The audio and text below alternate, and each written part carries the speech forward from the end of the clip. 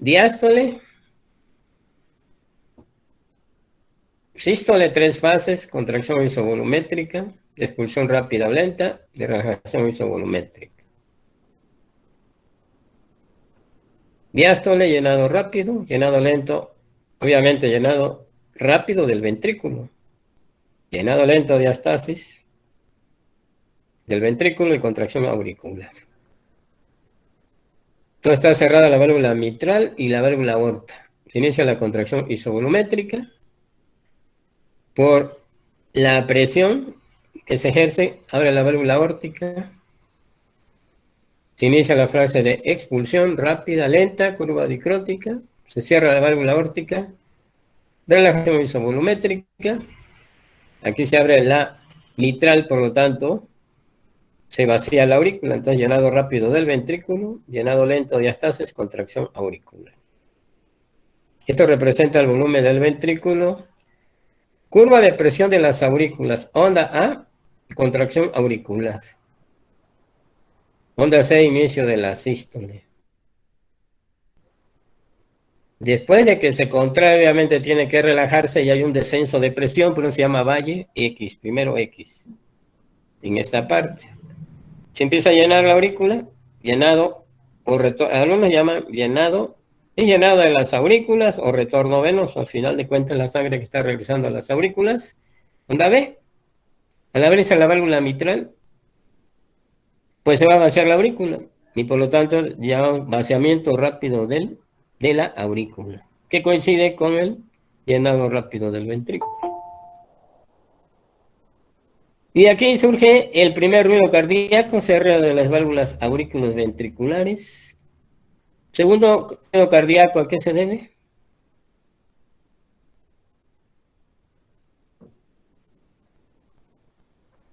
Al cierre de las semilulares. Cierre de las sigmoideas. Tercer ruido cardíaco.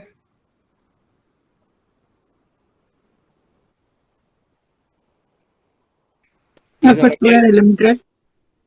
No. Recordar, la apertura de una válvula no produce ruido en condiciones normales. El cierre de las válvulas es el que produce ruido. Cuando abrimos una puerta, si la puerta está bien no produce ruido, pero al cerrarla produce un ruido, es lo mismo. Primer ruido cardíaco, a ver, cierre de quién. De las válvulas AB. Aurículos ventriculares. Segundo ruido cardíaco. De las válvulas sigmoideas. ¿De qué? ¿Se abre o se cierra? Se cierra. Cierre de las válvulas aurículos ventriculares. Tercer ruido, decimos que es en el momento del llenado ventricular rápido cuando llega mucho volumen o muy acelerado. El tercer ruido cardíaco lo podemos encontrar en adolescentes, es normal, o cuando a este ventrículo le llega mucho volumen o muy acelerado. Y se llama 3R y se produce en el momento del llenado ventricular rápido. El cuarto ruido cardíaco, en el momento del llenado ventricular contra un ventrículo rígido, o sea, en el momento que se contrae la aurícula contra un ventrículo rígido. Al contraerse la aurícula, el volumen de un 20% que tiene la aurícula lo expulsa a mayor velocidad hacia el ventrículo y como está rígido suena. Entonces, cuarto ruido cardíaco, decimos que es en el momento de la contracción auricular contra un ventrículo rígido.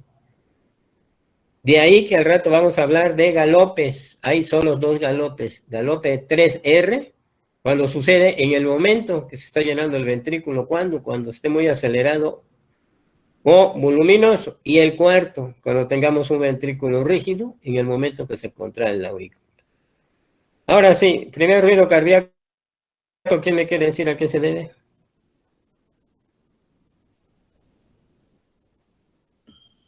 Al cierre de las válvulas auriculoventriculares. Segundo ruido cardíaco.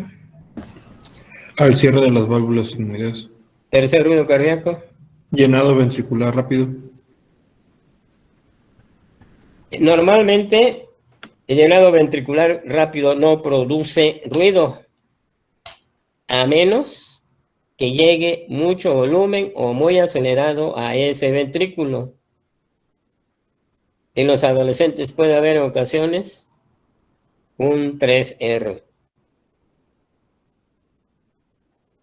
Pero en condiciones patológicas, cuando lleva mucho volumen o muy acelerado, y el cuarto ruido cardíaco que Es la contracción auricular contra un ventrículo rígido. La contracción auricular no produce ruido. La contracción auricular no produce ruido. El ruido se produce al llegar en el momento de la contracción. No dice que la aurícula produzca ruido, ¿eh? En el momento de la contracción auricular contra un ventrículo rígido. Y el volumen que expulsa la aurícula al chocar contra ese ventrículo rígido es el que produce el ruido. Por eso decimos, en el momento de la contracción auricular contra un ventrículo rígido. No es contracción auricular, es en el momento de...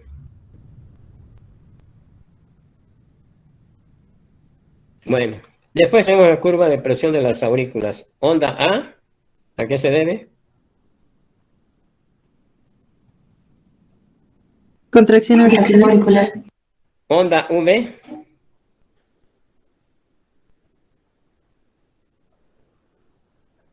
Llenado venoso de las aurículas. Onda A. Contracción auricular. Onda B. Vaciado auricular rápido. Onda B, llenado de las aurículas. Onda A. Contracción auricular. Onda B. Llenado venoso. Llenado venoso De las aurículas. Después vamos a ver en el cuello que hay gran onda A o gran onda B y es patológica. Si sucede en el momento de la contracción auricular, se va a llamar onda A. Y si sucede en el momento que se esté llenando el ventrículo, la aurícula, perdón, estamos hablando de aurícula, entonces va a ser onda B. Dejamos eso y nos vamos a otra cosa. Entonces, en el cuello, ¿verdad? En ocasiones tenemos gran onda A y gran onda B. La onda A, yo voy a poner una patología, un ejemplo, a ver si lo logramos entender ahorita y si no, después. Cuando hay una estenosis de la válvula tricúspide, estenosis cuando una válvula se abre mal. Quiere decir que esta estrechez de la válvula tricúspide es importante. En el momento que se contraiga, va a mandar su volumen al ventrículo derecho, que es lo normal, pero como está muy estrecha, ese volumen también regresa a las venas yugular externa. Y entonces observamos que la vena yugular como estuviera latiendo. Cada que se contrae la aurícula, hay un movimiento de la vena yugular. Y entonces será gran onda A cañón. Eso lo observamos muy raro en la clínica, excepto después vamos a ver en otras arritmias. Onda B, que es lo más clásico. Los pacientes con EPOC, que tienen procor pulmonal, es decir, donde ya está dilatado el ventrículo derecho, al cerrarse la válvula tricúspide, deja un defecto. ¿Por qué? Porque está dilatado el anillo valvular. Entonces, en el momento que se contrae el ventrículo, en ese momento se está llenando la aurícula derecha. Pero al contraerse el ventrículo, esa presión lo eleva hasta el cuello. Y entonces se llama gran onda B o onda B cañón. O sea, es una curiosidad clínica que la mayoría no los pone, pero es fácil de ver en los pacientes que vemos a veces con EPOC descompensado, como la vena yugular estuviera latiendo, y en ese caso es gran onda B. Por eso hay que saber onda A en el momento de la contracción auricular y onda B en el llenado del ventrículo. Obviamente está llenado de la aurícula. Si se está llenando la aurícula, pues estamos en sístole. La presión de las aurículas, bueno, solo poner un catéter, si no, no lo vamos a poder medir. Ya habíamos comentado que el catéter de Swan-Ganz nos sirve para medir en forma indirecta la presión del atrio izquierdo. Propiedades de la fibra miocárdica. Inotropismo significa contractilidad. Cronos o automatismo, capacidad de generar impulsos. ¿Quién genera el impulso? Normalmente el nodo sinusal, que tiene el nodo sinusal. ¿Y de qué depende de que el nodo sinusal, su frecuencia sea más lenta o más rápida? Tenemos que adelantarnos un poquito y ahorita regresamos. Ya la habíamos visto. La fibra miocárdica especializada, ¿sí? Este es el potencial de acción que tiene del nodo sinusal.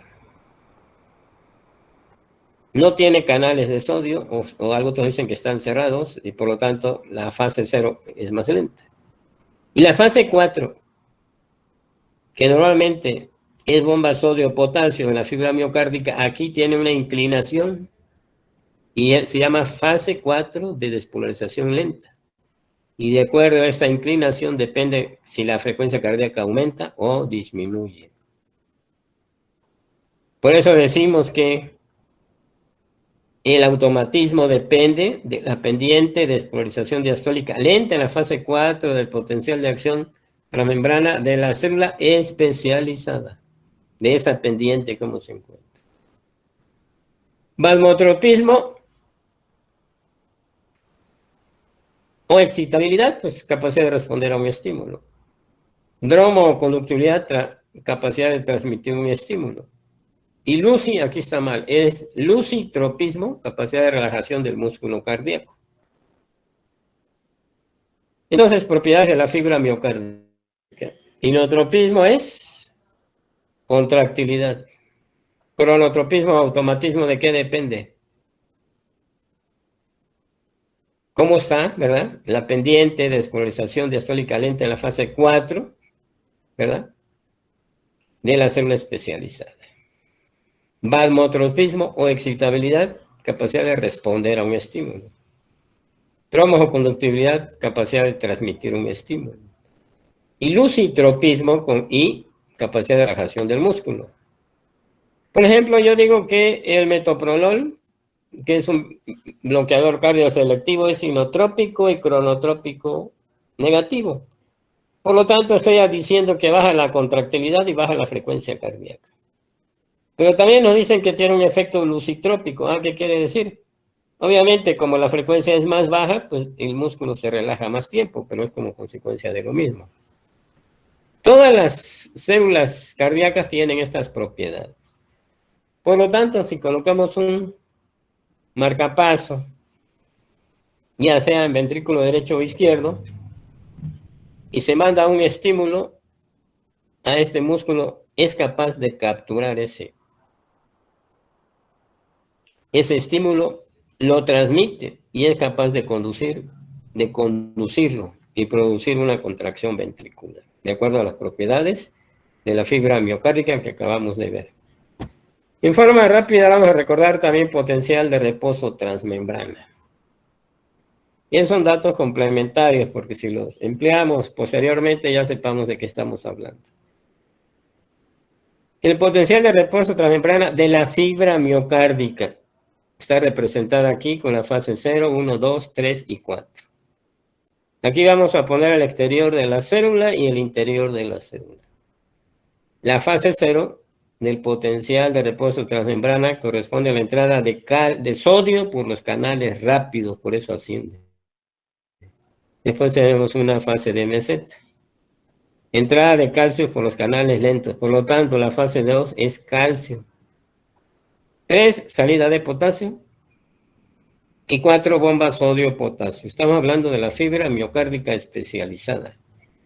Nada más por curiosidad, en el electro QRS corresponde a sodio, segmento ST calcio y la onda T potasio. Lo mismo, fase 0, despolarización rápida, entrada de sodio por los canales rápidos. 2, calcio, canales lentos. 3, salida de potasio. Y 4, bomba sodio de potasio. Estamos hablando de la fibra miocárdica especializada. En cambio, la célula especializada, como el nodo sinusal, la fase 4 tiene una pendiente, ¿verdad? Se llama fase de despolarización lenta en la fase 4, que esta pendiente origina el automatismo.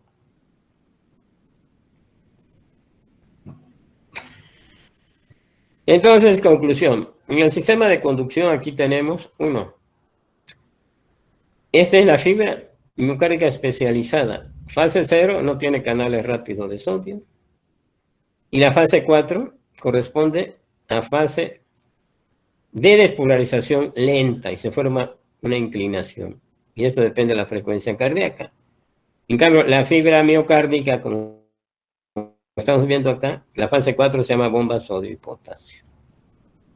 Y el sistema de conducción ya lo revisamos: nodo sinusal, haces internodales, nodo AB, haz de His, rama derecha que se monta en la banda moderadora, la rama izquierda con sus 2 fascículos. ¿Quién me dice los 2 fascículos de la rama izquierda del haz de His?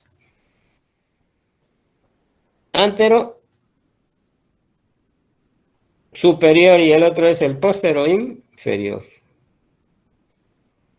¿Qué frecuencia late el nodo sinusal habitualmente?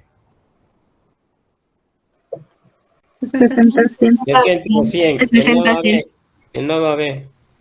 40, 60. Y hacia abajo, hasta antes de la infiltración del haz de His hacia abajo, 40 a 20. Entre más lejos del ventrículo, la frecuencia va a estar más baja. Si decimos que un estímulo es supraisiano, es hasta antes de la bifurcación del haz de His. Infraisiano, obviamente, de este término, es decir, por abajo de la bifurcación del haz de His. Y ahora vamos a otro aspecto que tenemos que saber bien. Cuando hablamos de falla cardíaca, tenemos que entender bien qué es precarga, poscarga y contractilidad. Estos son los determinantes de la función hemodinámica del corazón, y cada uno es independiente del otro, aunque obviamente todos actúan al mismo tiempo. Precarga, poscarga y contractilidad. Saberlo bien cuando hablemos falla cardíaca. ¿Por qué? Porque después vamos a ver que hay falla cardíaca donde se altera la precarga y otros donde está la poscarga mal y otro la contractilidad. Entonces, determinante de la función hemodinámica del corazón: precarga, poscarga y contractilidad. Precarga. A final de cuentas, en forma muy burda, decimos que la precarga es la cantidad de sangre que le llega al ventrículo. Ese es en forma así muy general. Poscarga es presión. Entonces, precarga volumen, poscarga presión. Y la contractilidad depende del estado anatomo-funcional de la miofibrilla. Bueno, entonces, precarga, a final de cuentas, ese volumen que le llega al ventrículo, vamos a hablar del derecho en este caso, pero es lo mismo que el izquierdo, que le llega a ese ventrículo al final de la diástole. Otros llaman al fin de diástole, genera una presión. Por lo tanto, precarga es lo mismo que volumen telediastólico al final de la diástole, o la presión que genera ese volumen al final de la diástole. Y está mediada por la ley de Frank-Starling. Y la ley de Frank-Starling habla de curva de longitud-tensión. En cambio, poscarga es presión, carga sistólica o tensión parietal. Quiere decir que si yo hablo de poscarga, estoy hablando de esa tensión parietal que se ejerce sobre las paredes ventriculares y está mediada por la ley de Laplace. Y la contractilidad depende del estado, cómo se encuentra esa miofibrilla. A ver, precarga, determinada por la ley de Frank-Starling. ¿Qué dice la ley de Frank-Starling de acuerdo a la definición del Guadalajara? La tensión desarrollada durante la contracción miocárdica depende de la longitud diastólica. Entonces, entre más volumen le llegue al ventrículo, más longitud tendrá esta miofibrilla. Y por lo tanto, mayor longitud, mayor tensión se va a desarrollar y aumenta el gasto cardíaco. Esto quiere decir que si a un ventrículo le llega a mayor cantidad de volumen, el gasto cardíaco aumenta. Entonces, la ley de Frank-Starling. La tensión desarrollada durante la contracción miocárdica depende de ¿qué? De la longitud diastólica. Por eso se llama curva de longitud-tensión. De otra manera, vamos a decirlo, el volumen sanguíneo que le llega a ese ventrículo es que lo dilata, es el que da la longitud diastólica. Si a ese ventrículo le llega ya mayor volumen, va a estirar más la miofibrilla, por lo tanto, va a expulsar mayor volumen, es decir, aumenta el gasto cardíaco. En esta curva que después vamos a ver para estudiar la contractilidad, fíjense, dice aquí curva de presión y aquí volumen. Si recordamos lo que acabamos de ver del ciclo cardíaco, fíjense bien, aquí vamos a poner representada la válvula mitral, que está abierta, o también la tricúspide. Pero vamos a hablar del ventrículo izquierdo, está abierta y por lo tanto se está llenando el ventrículo, llenado rápido, llenado lento, contracción auricular. Y aquí se inicia la contracción isovolumétrica. Fase de expulsión y relajación isovolumétrica. Esto es lo que significa precarga. Mayor volumen que le llega, mayor tensión desarrollada, aumenta el gasto cardíaco, por eso está aquí. Mayor precarga, mayor volumen expulsado. Pero entonces, ¿quién determina la cantidad de sangre que le llega al ventrículo? El volumen, ¿no? Que le llega a ese ventrículo. Pues ya habíamos visto unos determinantes de todos los factores del retorno venoso. ¿Quién me puede decir unos 3 determinantes del retorno venoso que vimos ayer? Uno está aquí, la volemia, otros 2 más. Bomba muscular. La inspiración. Bomba muscular, la posición del cuerpo. Acostado, ¿qué pasa con el retorno venoso? ¿Aumenta o disminuye en decúbito dorsal? Aumenta.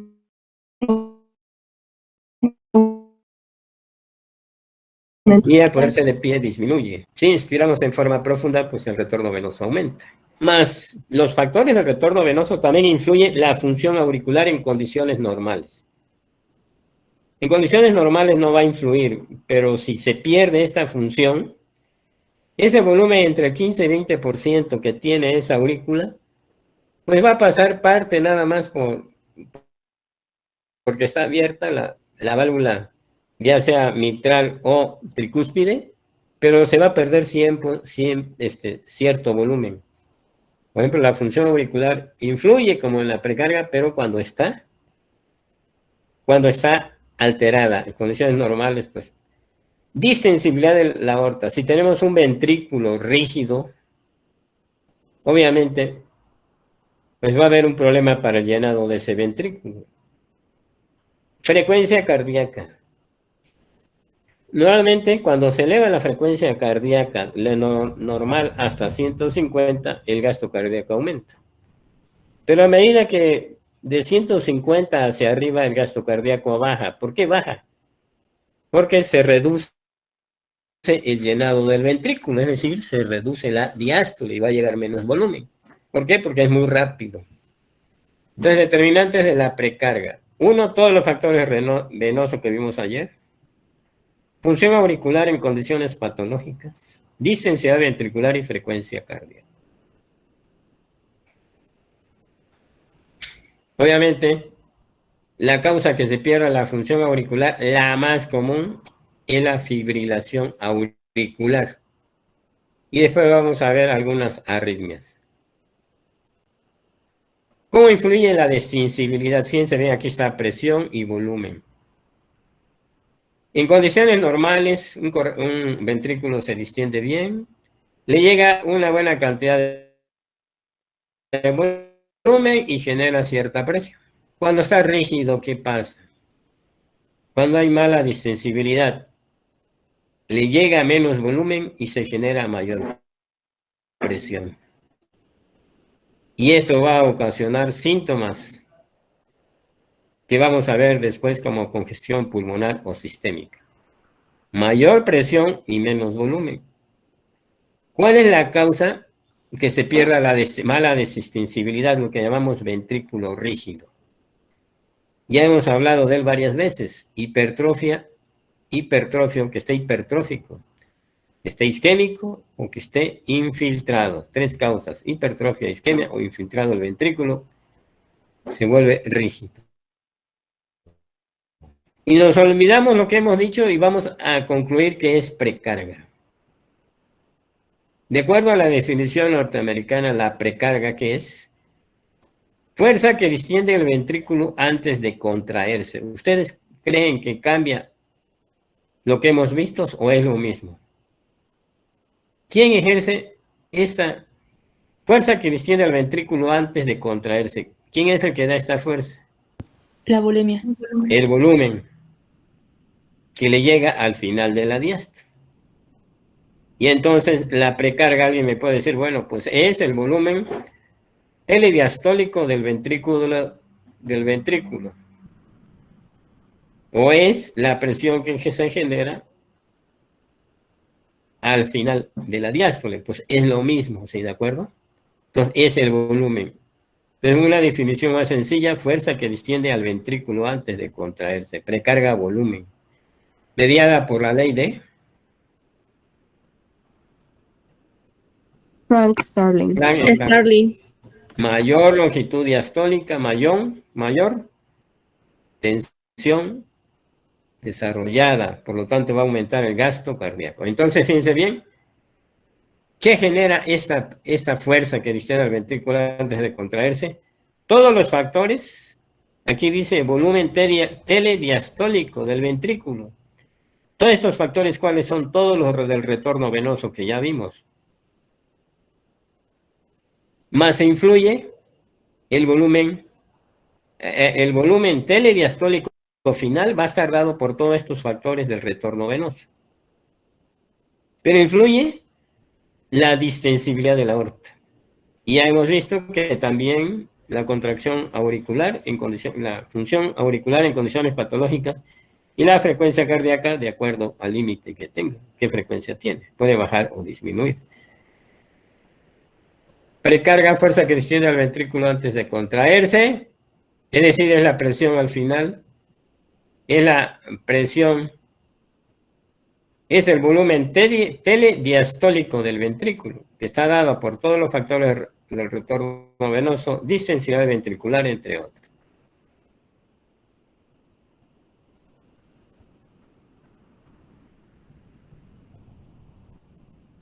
¿Alguna pregunta de precarga? Debe quedar clarísimo.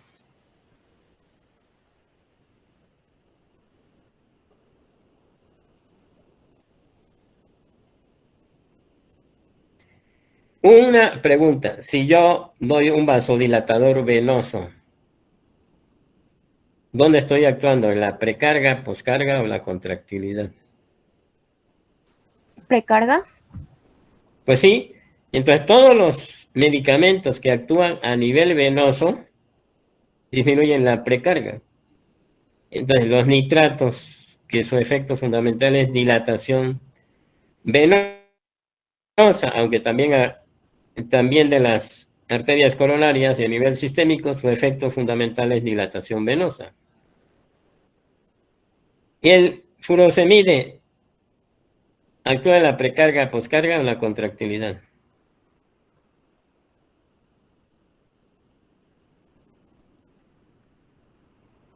Disminuye el volumen. Y ya vimos los determinantes del retorno venoso, volumen sanguíneo. En la precarga, doctor. Si baja, estamos hablando de la precarga. Entonces, en cardiología, de repente nos dicen, es que el furosemide sí es diurético, pero disminuye la precarga. Son nada más juego de palabras, ¿están viendo? Es decir, está actuando sobre factores del retorno venoso. Es decir, está disminuyendo el volumen. Es lo que hace. Continuamos. Precarga, fuerza que distiende al ventrículo antes de contraerse, mediada por la ley de Frank-Starling, mayor longitud diastólica, mayor tensión desarrollada. Influye todos los factores del retorno venoso, distensibilidad ventricular, frecuencia cardíaca y función auricular. Poscarga. Poscarga es presión, también llamada carga sistólica. Poscarga o carga sistólica. Antes de pasar a esto, si yo le dijera que hay una... Bueno, mejor ahí lo dejamos para que hagamos insuficiencia cardíaca. Poscarga. Entonces, poscarga es contractilidad, perdón, poscarga es presión, acuérdense. Poscarga, presión. Precarga, volumen. Obviamente también se llama carga sistólica porque es en el momento de la sístole. ¿Qué nos dice? ¿Qué es poscarga? Fuerza. Esto lo define el Guadalajara. Que el corazón tiene que vencer al vaciar su contenido hacia los grandes vasos. Esa fuerza que el corazón tiene que vencer para vaciar su contenido hacia los grandes vasos. Obviamente, si La se presentación, perdón. la presentación no la están viendo porque no la he puesto. Tienen razón. Ahora sí. ¿Sí se ve? Sí, gracias. Y ya se ve. Entonces, nos vamos a la poscarga. Fuerza que el corazón tiene que vencer al vaciar su contenido hacia los grandes. Vamos a pensar, ¿eh? O sea, se empieza contracción isovolumétrica, se contrae y tiene que vencer la presión para poder expulsar la sangre. Obviamente el ventrículo derecho a la arteria pulmonar y ventrículo izquierdo a la aorta. Entonces, ese músculo cardíaco al contraerse, pues va a necesitar oxígeno y nutrientes. Y aquí entonces surge el término de consumo de oxígeno del miocardio, que se abrevia MbO2. Si, por ejemplo, un paciente hipertenso necesita ese corazón mayor fuerza para expulsar su contenido hacia los grandes vasos, por lo tanto el consumo de oxígeno aumenta. Esa es la misma curvita que estábamos hablando acá, ¿sí? Aquí está cerrada la válvula, se abre la válvula mitral, diástole, llenado rápido, lento, contracción auricular, contracción isovolumétrica, se necesita mayor fuerza. Esto es la poscarga. Esta fuerza que se tiene que ejercer para vaciar el contenido hacia los grandes vasos en la fase de expulsión, relajación isovolumétrica. Pero nos dicen que la poscarga es igual que estrés parietal y eso a veces nos empieza a confundir. Estrés parietal es la fuerza que distiende, que tiende a separar las miofibrillas en varias direcciones. Pues sí, porque al contraerse el ventrículo, la presión se dirige pues a toda la cavidad ventricular. Por lo tanto, es lo mismo. Y está mediada por la ley de Laplace. Vamos a entender la ley de Laplace primero, fíjense.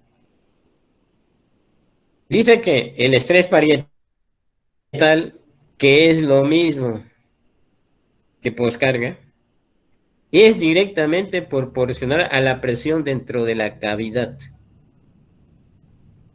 Si aumenta esta presión, obviamente está aumentando la poscarga. ¿Por qué? Necesita mayor fuerza. Claro, debe ser multiplicada por el radio e inversamente al grosor de la pared. A ver, vamos a entender esto. Si aumenta la presión dentro de la cavidad o el radio, aumenta el estrés parietal, es decir, aumenta la poscarga. Acuérdense, es la fuerza que el corazón tiene que vencer al vaciar su contenido. Para vaciar su contenido, si está aumentada la poscarga, pues tiene que aumentar la presión dentro de la cavidad. Si aumenta el espesor de la pared, se reduce el estrés parietal. Si yo tengo un ventrículo hipertrófico, al contraerse, pues tiene más fuerza para expulsar esa cantidad de sangre. De aquí surge que cuando un corazón está sometido a una poscarga, el grosor del ventrículo, el ventrículo se engruesa, es decir, se hipertrofia. Es decir, vamos a poner un ejemplo clásico. Un paciente hipertenso. Antes no era hipertenso, ahora se le sube la presión y se le empieza a subir poco a poco durante mucho tiempo. ¿Qué va a pasar con ese ventrículo? Se va a ir hipertrofiando ese músculo para poder vencer, para poder expulsar la sangre hacia la aorta en este caso. Y entonces, cuando un ventrículo está sometido a poscarga, ejemplo, presión arterial, se hipertrofia. Y vamos a ver otra definición. Ya vimos la definición de poscarga del Guadalajara. Fuerza que el corazón tiene que vencer al vaciar su contenido hacia los grandes vasos. Mayor fuerza, mayor consumo de oxígeno. Y es lo mismo que estrés parietal, poscarga, sí, mediada por la ley de Laplace. Si aumenta la presión dentro de la cavidad, aumenta la poscarga. Y si aumenta el grosor de la pared, disminuye la poscarga. No es que disminuya, sino más fácil lo puede expulsar. Si aumenta la presión de la cavidad o el radio, aumenta el estrés parietal y por lo tanto aumenta la poscarga. Si aumenta el espesor de la pared, se reduce la poscarga. De ahí que cuando un ventrículo está sometido a presión, se hipertrofia. ¿Qué nos dicen las clínicas norteamericanas? Fíjense, nos dice, ahora lo define de otra manera. ¿Ustedes qué opinan? ¿Será igual o no? Fuerza contra la que se contrae el ventrículo.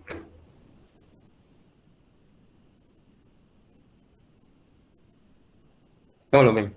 ¿Es lo mismo o no? Fuerza que el corazón tiene que vencer para vaciar su contenido hacia los grandes vasos. Pues sí, técnicamente es lo mismo, ¿no? Porque está contrarrestando una fuerza. Perfecto. Pero aquí tenemos un concepto básico, fíjense bien. Uno, y mediado por la ley de Laplace. Si aumenta la presión y el radio de la cavidad, la poscarga aumenta. Y si aumenta el grosor de la pared, disminuye. De ahí que cuando aumenta la poscarga, cuando aumenta la presión arterial, el ventrículo se hipertrofia. Pero fíjense bien, influye fundamentalmente en la presión de la aorta, lo que estamos hablando. Y la presión de la aorta está influida fundamentalmente, ¿qué? Por las resistencias vasculares. Por las resistencias vasculares, y obviamente influye la distincicidad, pero de la aorta, pero sobre todo resistencias vasculares. Y esto es cierto siempre y cuando no tengamos una obstrucción a la salida de la sangre, por ejemplo. Si hay una estrechez de la válvula aórtica, que es una estenosis aórtica, pues para expulsar la sangre va a parecer lo mismo. Pero aquí va a ser por otro problema, va a ser por una estenosis de la válvula aórtica, pero al final de cuentas va a aumentar la presión dentro del ventrículo, pero ya en este caso no influye las resistencias vasculares, que es la que influye habitualmente cuando la válvula, ya sea pulmonar o de acuerdo al ventrículo derecho sería la pulmonar y de ventrículo izquierdo sería la aorta. Conclusión.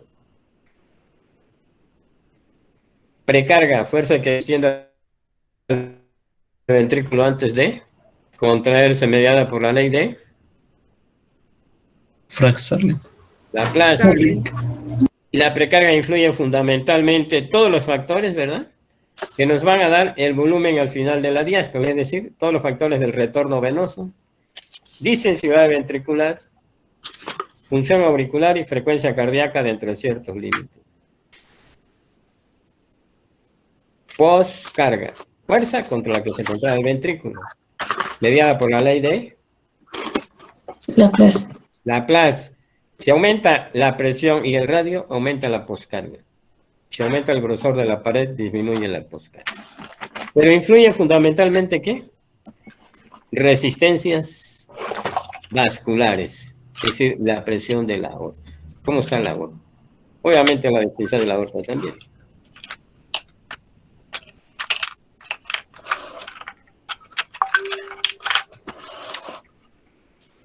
A ver, vamos a poner ahora otro ejemplo.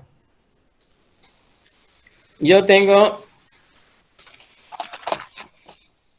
voy a emplear un medicamento para la presión arterial, un vasodilatador arteriolar. ¿Estoy actuando sobre precarga o postcarga? La poscarga. Postcarga, resistencias periféricas. Un vasodilatador venoso, ¿dónde actúa? ¿Precarga o postcarga? La precarga. Si uso un diurético que va a bajar el volumen, ¿precarga o postcarga? En la precarga. Precarga. Y si yo uso un vasodilatador como el prazosin que dilata el lecho venoso y arteriolar, En ambos. Poscarga. en ambos. Conclusión, entonces, ya llegamos a la conclusión que es precarga y que es postcarga. ¿De acuerdo? La próxima clase les vamos a continuar con este capítulo y lo terminamos mañana. ¿Alguna pregunta hasta dónde vamos? Denle un repaso al ciclo cardíaco. A ver, primer ruido cardíaco producido por. El cierre de la válvula aurículas ventriculares.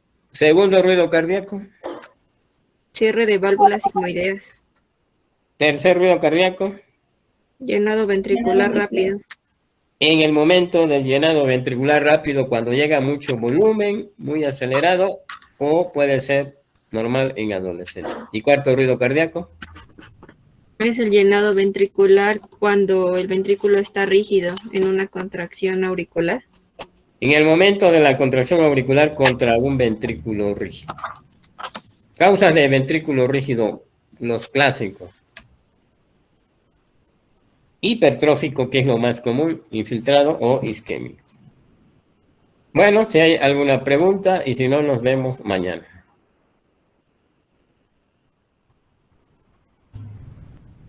¿Nada?